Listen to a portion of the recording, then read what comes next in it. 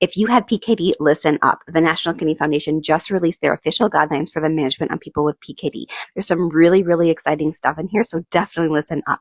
As a kidney stone dietitian, I get a lot of questions from people with PKD because people with PKD are at much higher risk of forming stones. Let's dive in.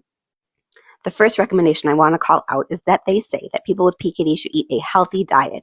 They specifically say that means a high intake of vegetables, fruits, whole grains, fiber, legumes, plant-based proteins, unsaturated fats, and nuts, along with a low intake of processed meats, refined carbohydrates, and sugar-sweetened beverages. This is exactly what kidney dietitians have been saying for quite some time. Most of a healthy, kidney-friendly diet is a whole food, plant-based diet. They also talk about kidney stones and say that patients with PKD and known kidney stones should have a 24-hour urine test. So no one-size-fits-all kidney stone diet here. We need to be looking at your 24-hour urine test to know why you're forming kidney stones so we can put together an effective, personalized kidney stone prevention plan for you.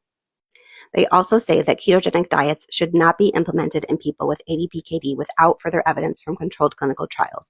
There's certainly a lot of interesting research going on in this area. However, we simply do not know if a very restrictive, very difficult to follow keto diet is any better than the general whole food plant-based diet that we typically recommend for people with kidney disease. It's important to note that many of the exact same foods that they recommended that people with PKD consume in that first statement would be limited on a ketogenic diet. Whole grains would be completely removed, fruit would be completely removed, and many vegetables.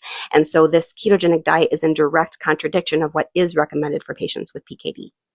Of course, this is only scraping the surface, but it is so exciting that we have these guidelines available. If you don't know, these guidelines and other medical guidelines are the result of years of painstaking work of very, very smart people, of researchers who pore over all the data available to put together best practice recommendations for the treatment of any disease.